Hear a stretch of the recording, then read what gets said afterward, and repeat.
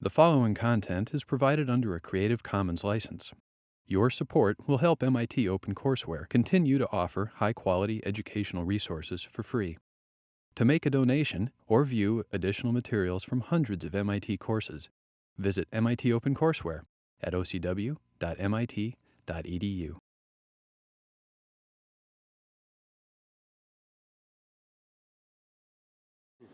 Welcome. One quick announcement. If you have not yet picked up your graded exams, you can do so by seeing the TAs after the hour. Okay? So today I want to continue to think about what we started last week, thinking about Fourier series. The idea is to develop a theory that lets us look at signals on the basis of frequency content, much as we looked at frequency responses as a characterization of systems, according to the way they process frequencies. And we saw last time that there were a number of kinds of signals, for example, musical signals, where that kind of an approach, thinking about the signal according to the frequencies that are in it, makes a lot of sense and can lead to insight. We also developed some formalism. We figured out how you can break a signal into components and then assemble the components to generate the signal. And what I want to mention at the beginning of the hour today is just how to think about this operation in a more familiar way. We do this kind of a thing, breaking something into components all the time. One of the more familiar examples might be thinking about 3-space, right? The Cartesian analysis of 3-space is based on the idea that you can think about a vector location in 3-space as having components. There's a component in the x direction, the y direction, and the z direction. That's completely analogous to the way we're thinking about Fourier representations for signals.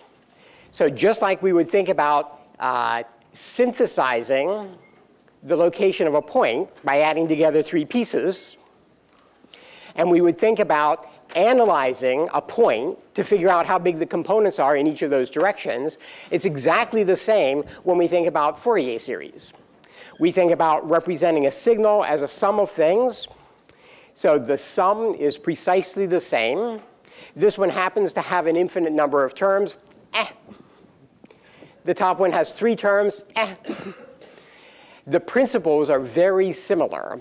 So we think about representing a signal as a sum of components. We think about representing a point in 3-space as a sum of components.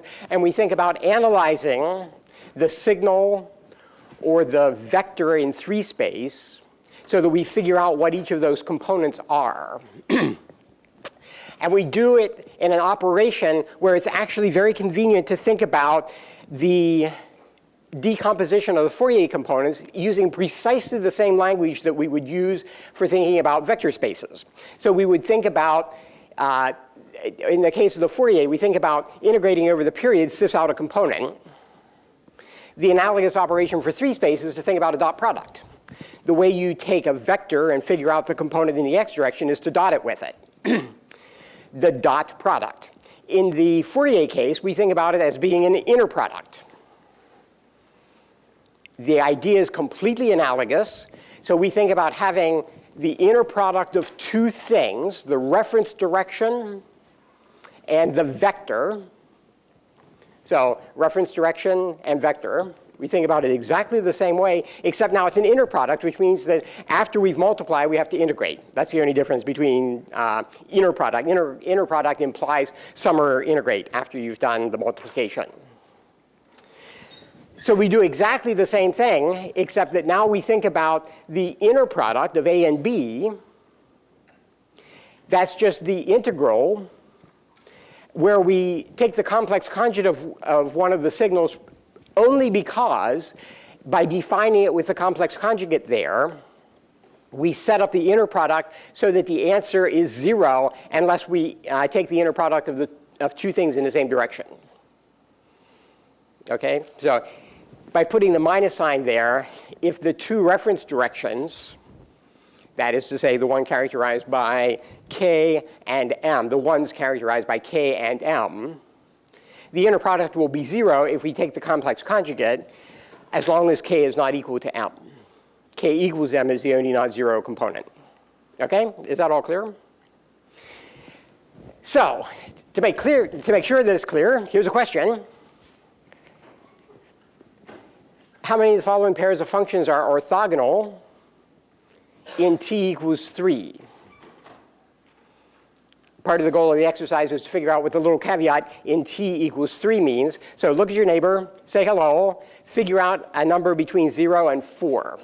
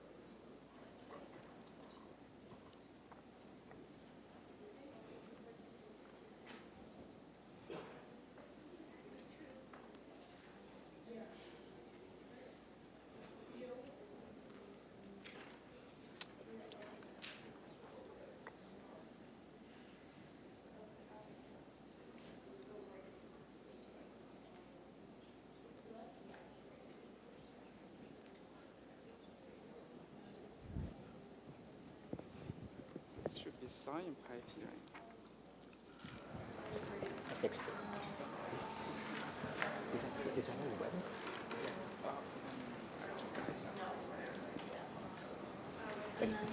Thank you. Okay, so how many of the pairs are orthogonal to each other? Raise your hand with some number between 0 and 4, unless you're completely bizarre and raise 5. I mean, okay, come on, higher so I can see them. Remember, if you're wrong, it's your partner's fault. It's not your fault. Okay, not quite. A lot of bad partners. No. Let's do the first one. Is the cos of 2 pi t orthogonal to the sine of 2 pi t over the interval capital T equals 3? Yes? No? I haven't a clue. I don't care. No. You all care. No. Are they orthogonal? So how do I formally ask the question, are they orthogonal? Okay, so it's either the last slide or the next slide. So go back to the last slide. What's it mean if they're orthogonal? Yeah.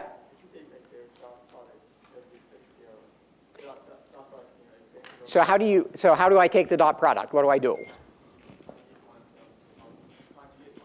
Conjugate 1. So I'm thinking about 1 over t, the integral over t, a star of t, b of t, dt, right? So the t comes in here, right? I'm integrating over a period t.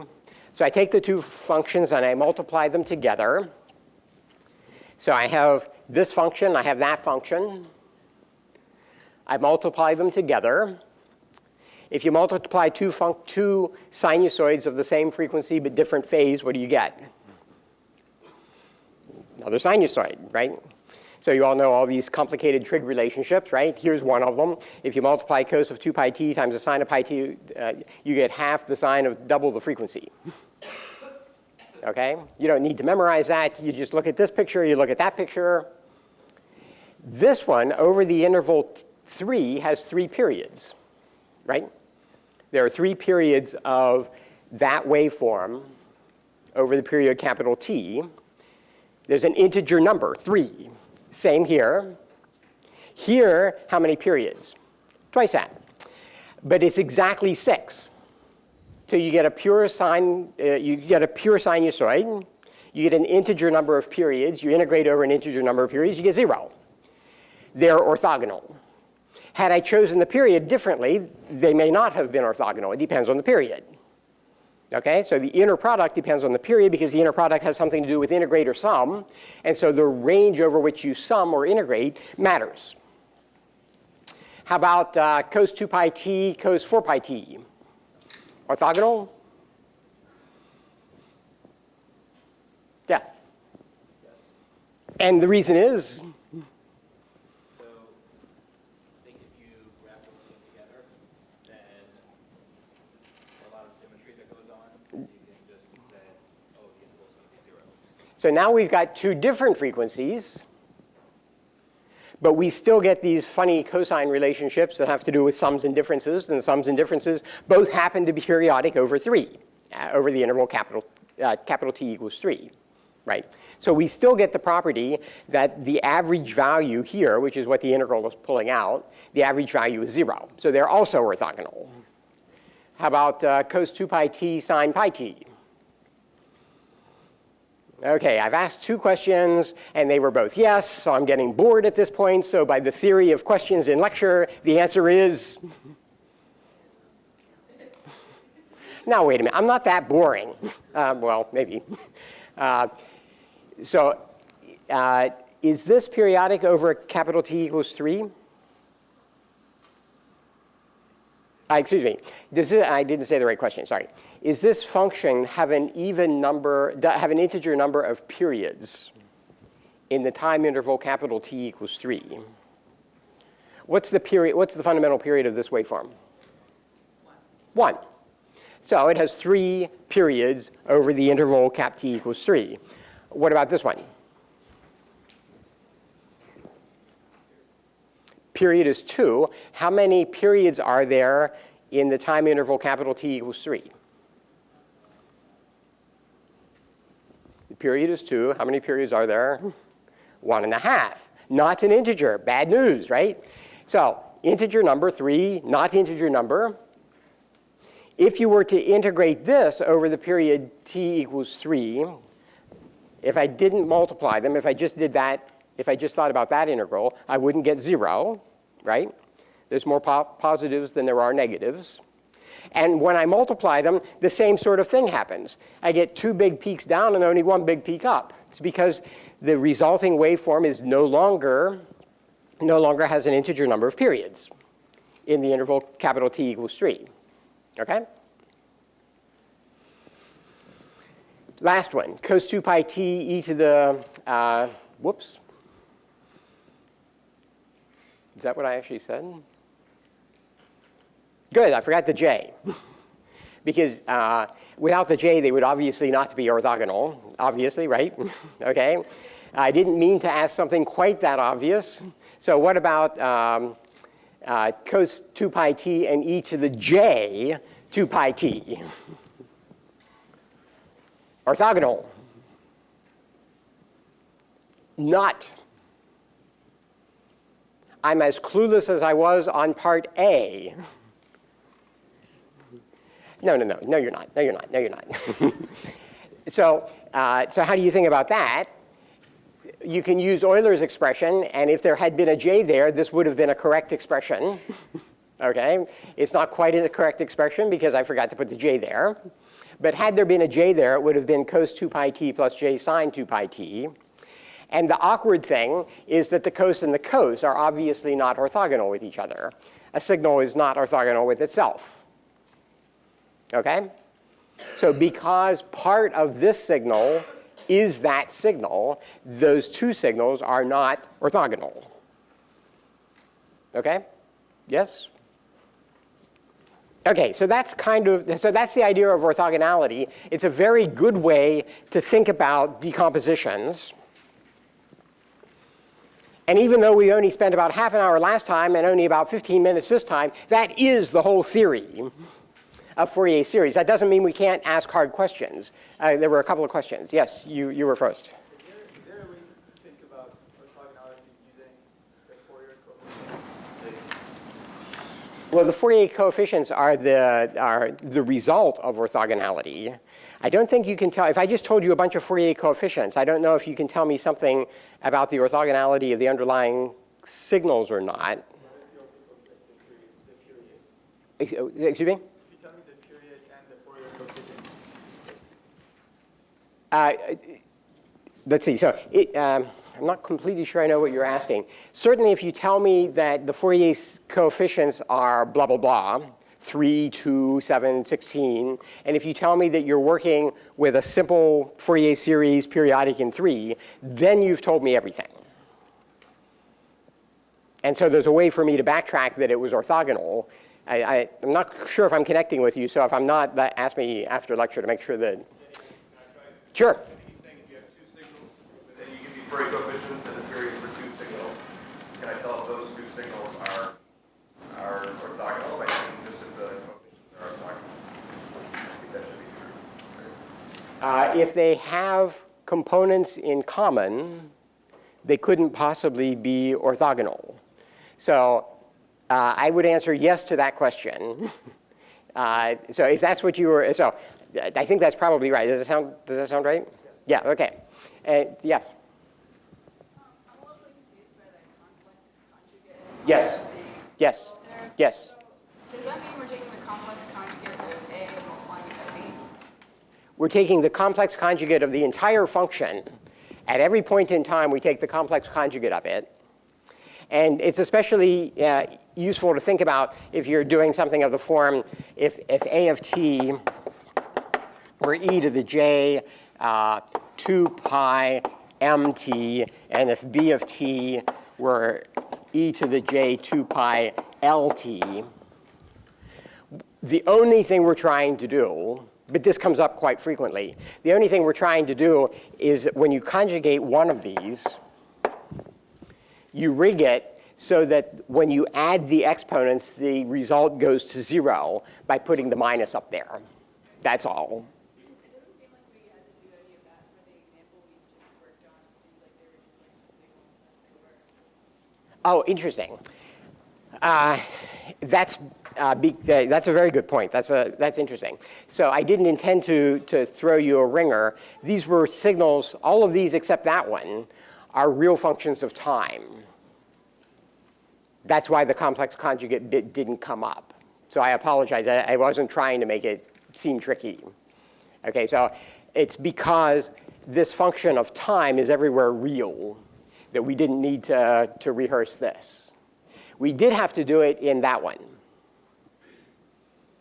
Okay? Okay, so the point is that we've already covered, even though we've only done a little bit of work in lecture, we've already covered all of the theory. What remains, though, is to do some practice, and also what remains is to understand how this is useful. So it's not just music. The example that I want to talk about today is speech. The same sort of thing that we could do with music last time, we can do with speech, and here are some utterances. Bat, bait, bet, beat, bit, bite, box, boat, butt, boot. Okay, it was just intended to be a bunch of sounds that we can analyze with Fourier analysis to get some insight into how to think about, in particular, speech recognition and speech synthesis.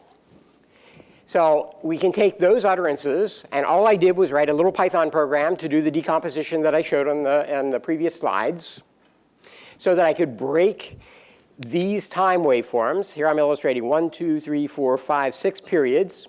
So I took one period of that sound and ran it through that kind of an integral to break it into Fourier components, which are showed here. And what I want you to see is just like you could have recognized a pattern here, and you might try to recognize which vowel is which by the signature in time. An alternative and far more useful way of thinking about it is to try to recognize the pattern in frequency. So there are characteristic differences in the sounds, and we'll look at the basis for why there are. There are characteristic differences in the sound that can help us to identify automatically by a machine what was being said.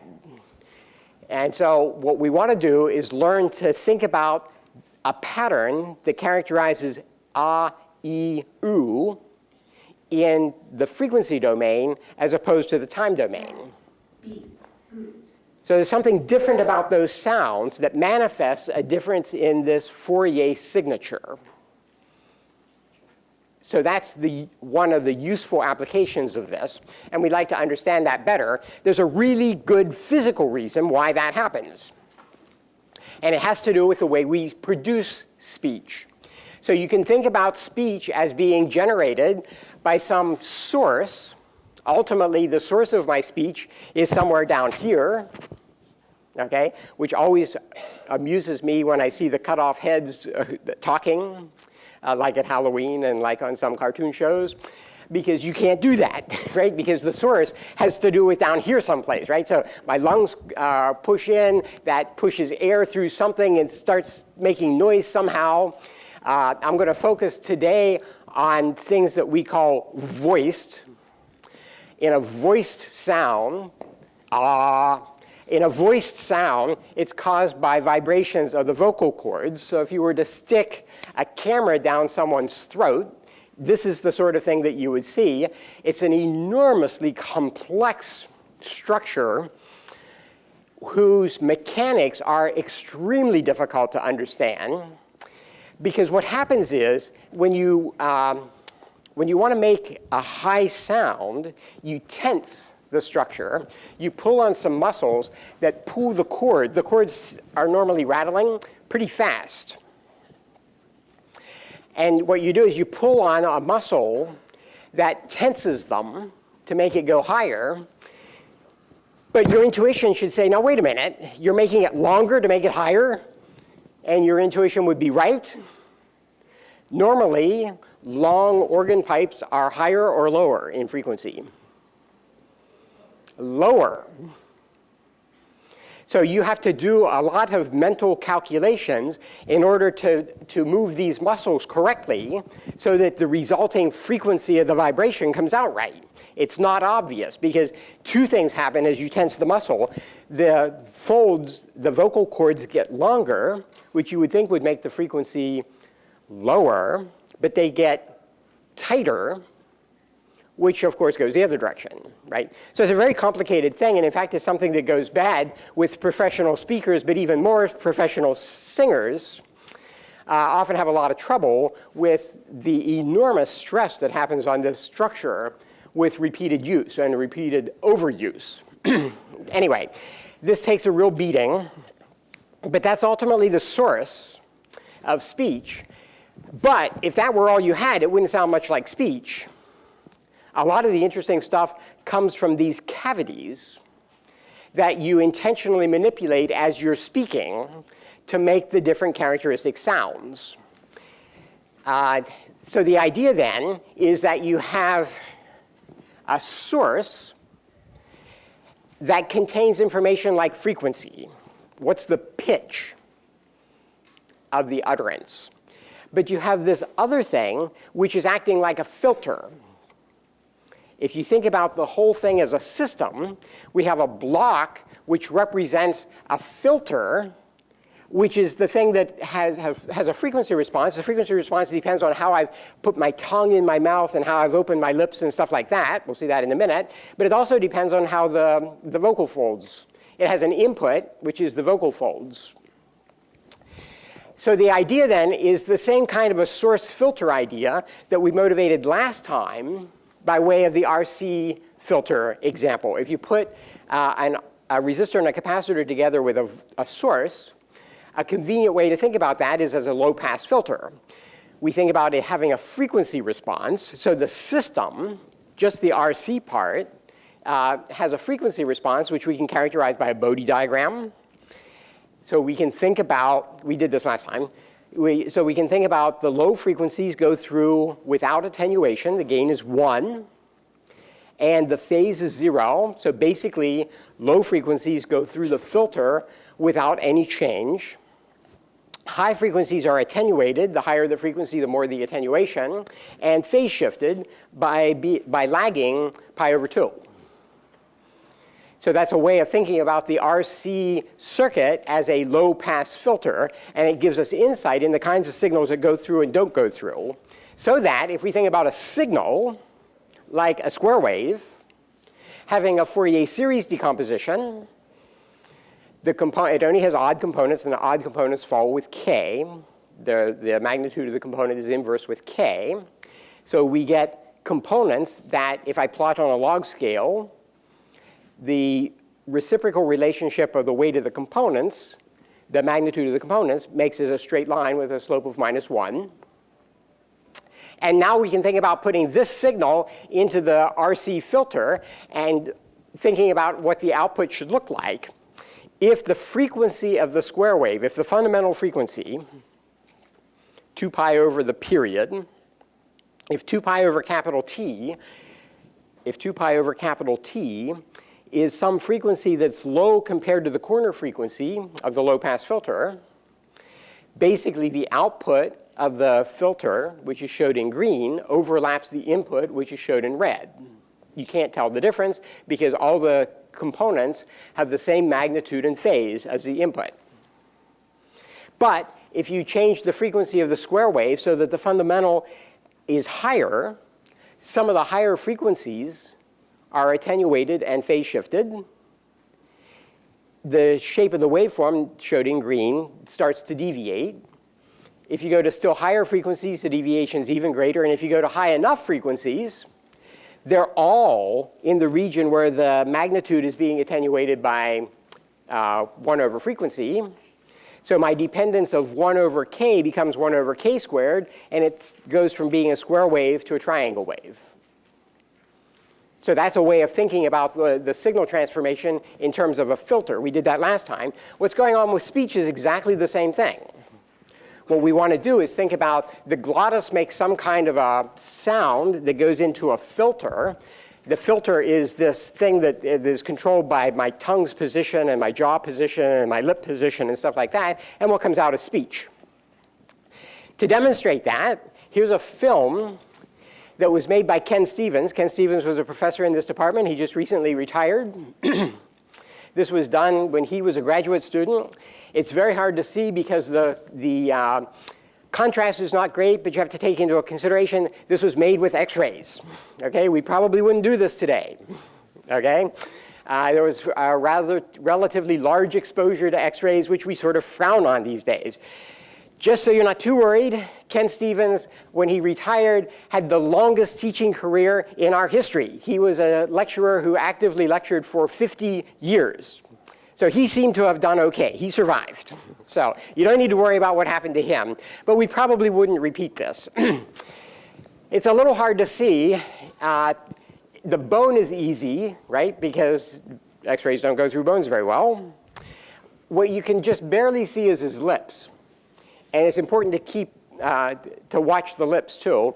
It's also important that his chin is on a chin rest to simplify analysis. The idea of this was to get quantitative measurements to fit the source filter idea.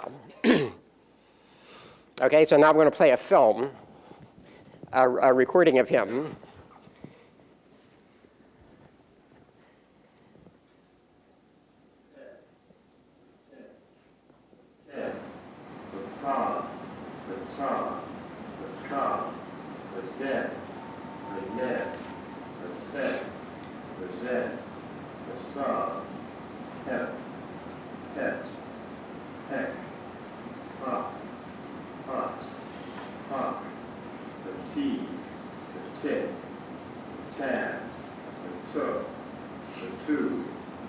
Tet, the tot, tek,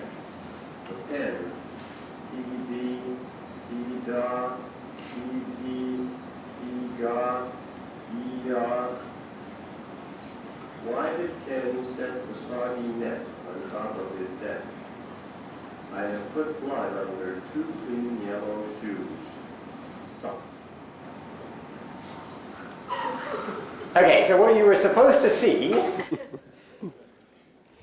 is that the thing that we associate with speech is only a small part of it. His lips were obviously moving. That's what we see. But if you were paying attention, his tongue was going up and down, not a little bit, but a lot. So the gap between his tongue and the roof of his mouth was going from 0 to about that far.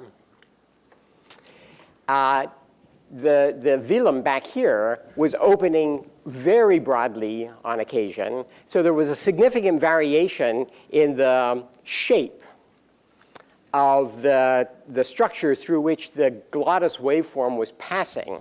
And that's the basis of the filtering that gives rise to the different speech sounds. So to convince you of that, here I have a carefully machined item. Let's see. I don't want this one. I want this one. So this is a Japanese oo. Okay, now I don't know Japanese, so I have to just sort of trust the guy who made this, that it actually sounds like a Japanese oo. The second one I'll show is a Japanese e, which actually sounds more like an e to me. But anyway, this model was made from measurements of the type that I just showed with Kent. So the idea was to estimate the size of those cavities through which the air was passing, and then make, by machining in plexiglass, a structure that has that shape. So this was an early test of whether the source filter idea works. So if that is the explanation for how speech is generated, then I ought to be able to take a boring sound of the type that's generated by the glottis and put it through this, and it should sound more like a vowel. Okay? Got it? Know what I'm talking about? So this is a Japanese oo.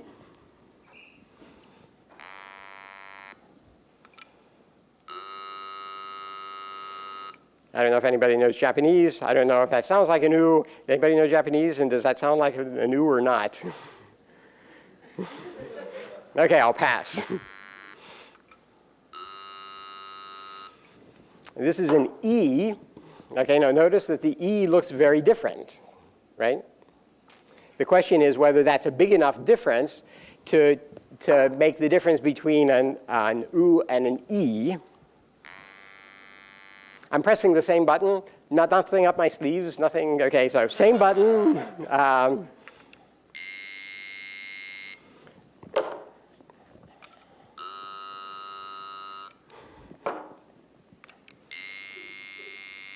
Okay, so what you're supposed to be convinced of is there's enough information in the shape of the vocal structures to account for the difference in the sounds. Now, of course, we don't really care about the acoustics if we're trying to, for example, synthesize or analyze speech. We don't particularly care about that. We do like to know that there's a theory that underlies it, right? And there's a very sound physical basis for why we should think about this source filter idea. When I say source filter, so everybody calls it the source filter model of speech. So there's a very good physical reason for why that should be true. Of course, what we care about is the frequency response. So here what's showed is measurements of frequency responses taken from speakers. So now we don't do the X-ray thing. All we do is record somebody saying heed, head, had, hood, hod, hood. And we look at men, women, and children, and we characterize how their frequency responses change when they make those different sounds. So what's showed here is that you get a relatively good fit by thinking about the frequency response having 3 formants. The formants are the peak frequencies. There's a theory, for which I won't go into, for how you take this shape and turn it into a formant frequency. And given just the formant frequencies, or given the frequency response measured at uniform spacing across frequencies, there's a theory for how you can generate the smooth line, which is really, this is an 11th order fit which means that there are 11 poles and no zeros. So what you do to get this shape then is take the locations and amplitudes of the format frequencies and do a fit using poles. And so here's a table showing measured format frequencies, F1, F2, and F3 for 6 different sounds for 9 different categories, for 3 different categories of speakers, okay? And that's kind of a complete analysis then in terms of the source filter idea. So this figure summarizes the idea. We think about source filter. So the source is the glottis. The filter is the formants created by the throat. And speech is the thing that comes out of the source filter. The source is some periodic waveform caused by the banging together of the vocal folds. The filter is the frequency response of the throat. And the result then is just passing this glottis waveform. So this is the glottis wave. This is a measured by sticking a microphone in somebody's throat. This is a measurement of what the glottis acoustics looks like. This is a Fourier decomposition of that periodic waveform. Then this is the frequency response of that thing. And this is the Fourier coefficients of the output for different sounds. So here's the frequency. So the same glottis signal underlies an E sound and an A sound and generates 2 different spectra. We call that combination of magnitudes and angles. We call that the Fourier spectra. So you get 2 different spectra depending on the filter shape. Okay? And that's the basis. This theory, the source filter idea, is the basis of the current technology for speech recognition and speech production. So I actually cheated. Those sounds that I played earlier, bit, bat, bot, beat, all those things, those were actually synthetic speech. Okay, all I did is I ran a speech synthesizer and I said synthesize bit. So that was really a synthesized thing. That was not a real person. And so the synthesizer used this theory in order to generate the synthetic speech. We also use this theory in order to recognize speech. And you'll do a homework problem in homework 10, I think it is, in which you'll build the primitive front end of a speech recognizer using this theory. And I'll give you a couple of utterances of different vowels, and you'll have to classify which vowel is being said according to some automatic speech recognizer based on this theory. The theory is also just fun because the theory lets us figure out anomalies. So when somebody has a speech impediment, for example, when I was a little kid, and I was sent to speech school. Now they do a much better job because they do analysis to figure out what I'm doing wrong, using the sort of source filter idea. We can also use the source filter idea to understand paradoxes. So for example, I've told you before, I work on hearing aids. I try to make hearing aids. People with hearing deficiencies like mine, where I have sort of progressive age-related because I'm old, right? That's what happens. I have age-related hearing loss, which means that I'm losing high frequencies.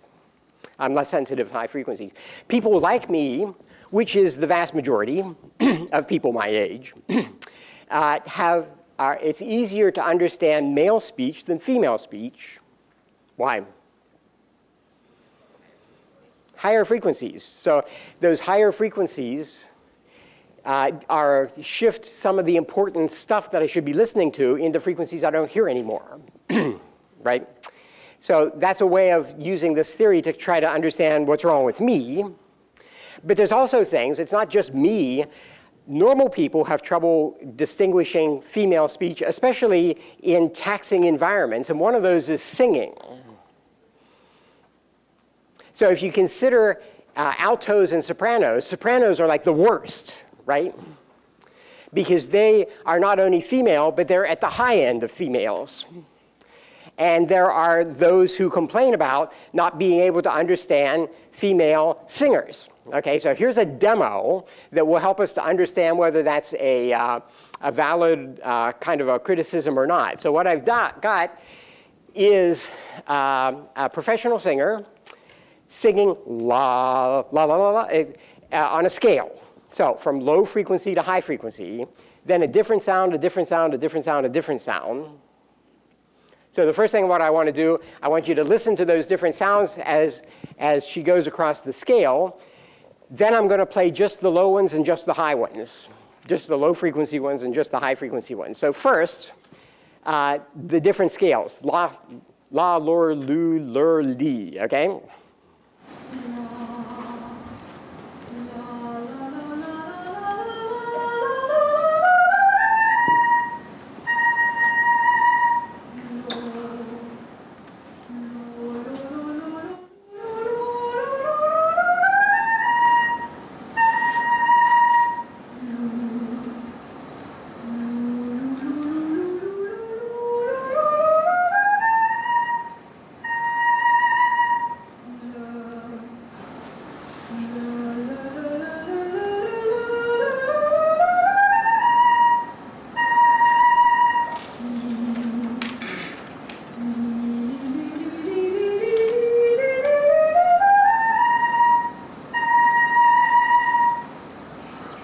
Okay?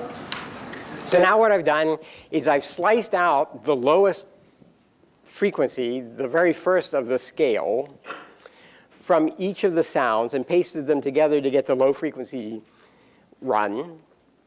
And then I took out the high ones and pasted them together. Okay, exactly the same sounds, just played in a different order. So first the low frequency ones.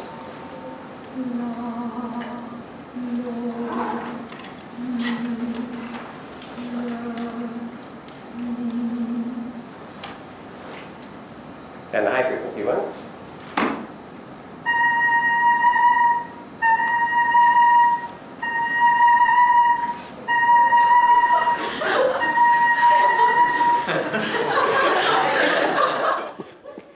It's not her fault. She's doing everything right. And you can see that. Here's, again, a Python program analyzing those same segments. So what's showed here is the E, the filter derived from the E by thinking about the li, li, li, li, li, li, by looking at that sequence and averaging across the frequencies. So here's the filter. Here's the filtered glottis spectrum for a low frequency, an intermediate frequency, and a high frequency. What's the difference between the low, middle, and high? What's characteristically different at low and high?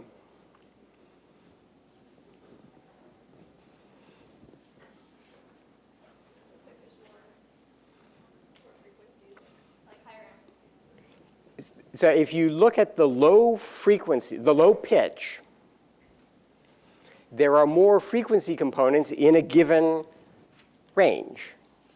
So if I say analyze the frequencies between 0 and 1,000 hertz, 1,000 cycles per second, there are more lines when you have a low frequency. And so you get the density of the lines is greater for the low frequency utterance than it is for the high frequency utterance. The low frequency utterance is spaced close enough that you can clearly figure out this pattern from that spacing, because there are multiple lines per peak. The problem is that the speech waveforms have very sharp resonances. The peaks are narrow, so that as you go to a higher frequency, now it's very hard to see. So where there was 2 lines characterizing this guy, now there's 1. And at the highest frequency, there's nothing there.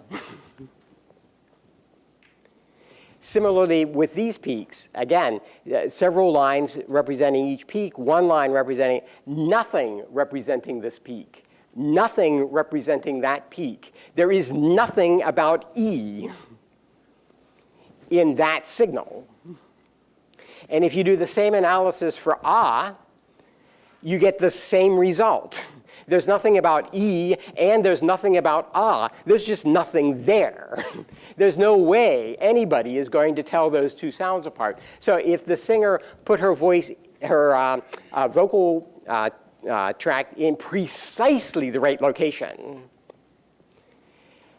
there would be no difference between those sounds, okay, regardless of what the director said, okay? So that's the problem. So that's a way of using the Fourier analysis to gain some insight into some anomalous situations, yeah? So does this have more to do with the rate at which you're sampling? No. It has to do only with the frequency content of the glottis waveform. The glottis wave, you can think about it as sampling, and that's a good insight, because the Fourier series only has components at integer multiples of a base frequency. So that means we're sampling in frequency, not in time. So we have this potentially continuous frequency response, which is characterizing this. That is continuous. I could excite this at any frequency that I want to, but the glottis waveform of the singer is only sampling that at particular frequencies. C, C prime, C double prime, B, B prime, B double prime, right? So there's only certain frequencies at which the singer is sampling this. So there is a way of thinking about it as sampling, but it's not sampling due to my A to D converter or anything like that. It's sampling in frequency. So the point is that this kind of a source filter idea, and more generally, the filter idea is such a powerful representation that next time we'll think about how to do the same sort of thing for non-periodic stimuli. See you then.